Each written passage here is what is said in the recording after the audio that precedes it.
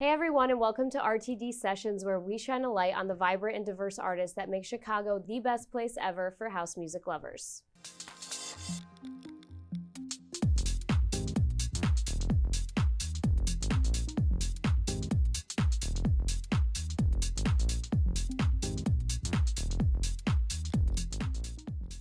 Today we're joined by DJ Nikki X. We are so happy to have you. Thanks for being here. Thank you for having me. I'm happy to be here as well. Awesome. So we are heading into a really busy summer. You know, COVID restrictions are loosening up. Gigs are coming back to life. Are you excited? What do you have planned? I'm so excited. I have a couple of festival shows lined up, but that's still in the works. I have a couple in June and then July. I know that I'm doing the Wonk Fest, it's called, and then this Camp Peace Fest. I forgot the name of it, but and I'm also an open format DJ too, so I do the whole River North bars and clubs and stuff too. So yeah. Awesome. So, you know, you've been in this DJ game for 8 years, which is a long time, and you've seen so many changes in the Chicago house music scene. Yeah. First of all, what was it like having pretty much a year off from doing anything in Chicago? That was really different because if you ask any DJ that's essentially a full-time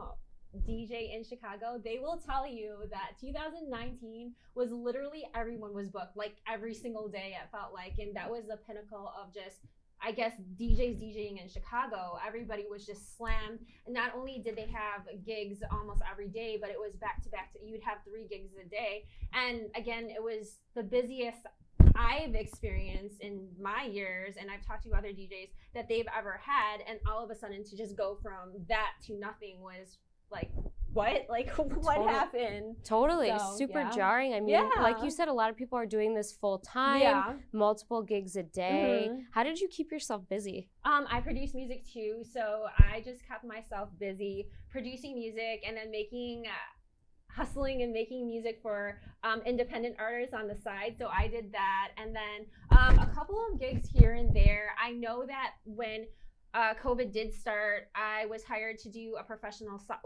women's softball teams, be their DJ, so that kept me busy. And then I went to Florida and just focused on making music, and then producing music for just independent artists that just hired me on the side. Awesome. So, yeah. So let's go back. So you, like I said, you've been a DJ for 8 years in Chicago. You've seen like staple places change names. Yeah. Like venues have changed. Yeah.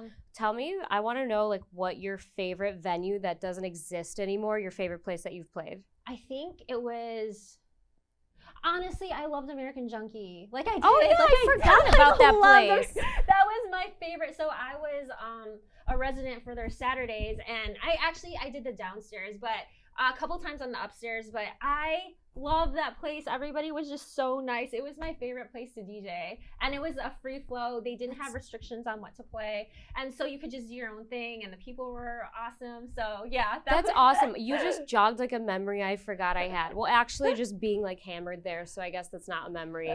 Yeah. I don't remember, but maybe I saw you, who knows. Yeah, no. That's awesome. Also Epic. I really liked when Epic was Epic. Now it's Joy District, I believe. Right. So I was their resident DJ on Saturdays, and that was just a ton of fun. It was, you know, like great vibes. So yeah, that was cool too. That's cool. Yeah, it's a little blast from the past. That's awesome. So we were kind of talking before, you know, when we were getting set up. Yeah. And you were talking about, you know, being a woman DJ means having that feminine energy, that woman's intuition. You can play to a crowd because you do open format, you do a little bit of everything. I love this topic. Talk to me about like what that is. What is the woman's intuition when it comes to playing music for a crowd? I mean, men are empathic too, obviously, but we're highly empathic. We just feel, women's feel, you know, like that's the whole thing, that men are like just women's feelings and their emotions.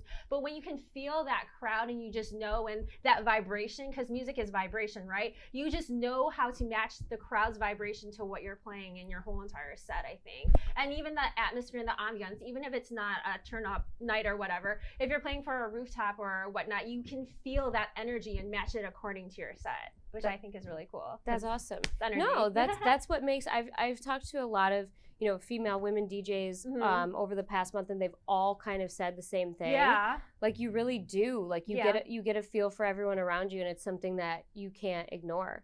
Yeah. Have you seen the industry change for women in the past 8 years, or is it kind of stagnant? Because I mean, I think there's varying opinions on just how women DJs are treated in general. I think the whole stigma of women being hired for looking a certain way, I don't think that's true at all. If anything, from what I experience, is my ex, I guess, he was a DJ. He's like, when I started DJing, you know, it was always like he would come with me, and he was pretty, I guess, established in that scene. He would come with me, and they would think he was a DJ, and then they'd be like, no, I am, and they'd almost be like, oh, she's gonna ruin my business. So like, honestly, I think people have it wrong when they say females get booked more. If you're like a Playboy DJ, obviously it's a one-night thing and you're hired for that, right? It's more of like a model gig, I guess. But if you're a real working DJ, it's because of the built-in stigma of women not being serious.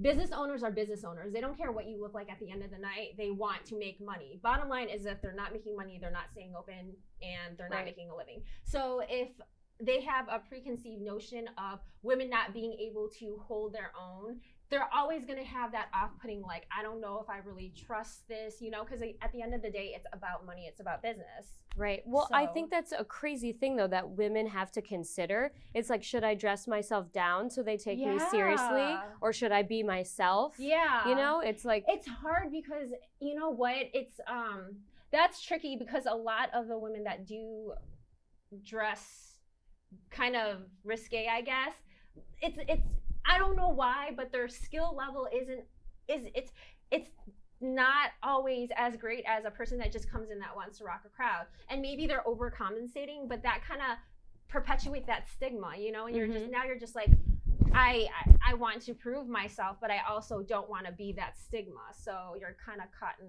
that type of, you know, in between. I guess the point is, like, that's not something that male DJs ever even think about. No, not at all. Because what is risque for men? I don't even know. No, they just have to bro it up, do a great job, and kill it, you know? God forbid, like, I don't know if I'm, like, putting my foot in my mouth. Like, I hope I'm not going to get blackballed for this. But God forbid the person that's hiring you really likes you and likes you because they want to take you on a date, and you turn them down. And now it's a whole emotional thing, right? So now the male is like, okay, I can bro up to this guy. I did a good job. I killed it. They're friends. But the female that did a good job and killed it, this owner or whoever likes them, develops feelings for them. Now it's a different dynamic, right? No, that's something that we have to consider, you know, just being cautious and aware. And I think with everything opening back up, hopefully there's been some lessons learned, and we don't go back to the same, where like women can feel confident to approach business owners and say, you know, I'm a DJ, take me seriously.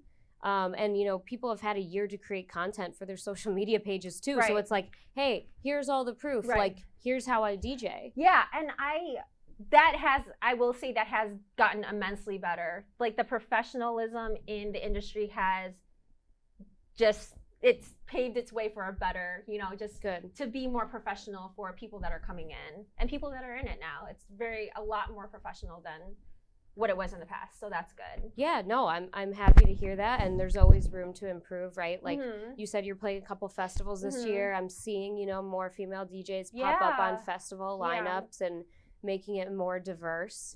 So that's fantastic.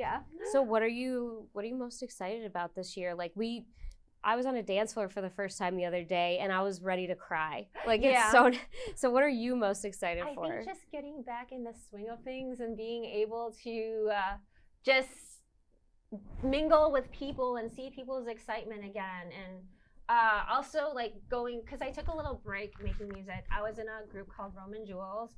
We ended up splitting ways, but I took a break and now kind of want to start a solo career. So I'm excited for that. I'm excited to make music again, and under just my name. And just see people having fun and, like, you know, just letting loose, I guess, you know? Yeah, absolutely. No, and hopefully we can all get to a point where like your social calendar is so busy you have to turn something down, right? Like still kind of people are like fighting for scraps, like, oh yeah, I'll go do anything, just get me out of the goddamn house. Alley, yeah. Yeah, bowling alley. Yeah, literally just get me out of the goddamn house like right now. I know, but hopefully we get to this point where it's like, okay, we have to pick and choose the events we want to go to. Totally. So that's awesome. So I know you play a little bit of everything. Do you kind of have an idea what you're going to play for us today, or are you going to keep it a surprise? I'm probably going to keep it upbeat. Awesome. Upbeat, probably housey. Awesome. Yeah, we're excited for it. Let's get to it. Thank you. Thank you so much.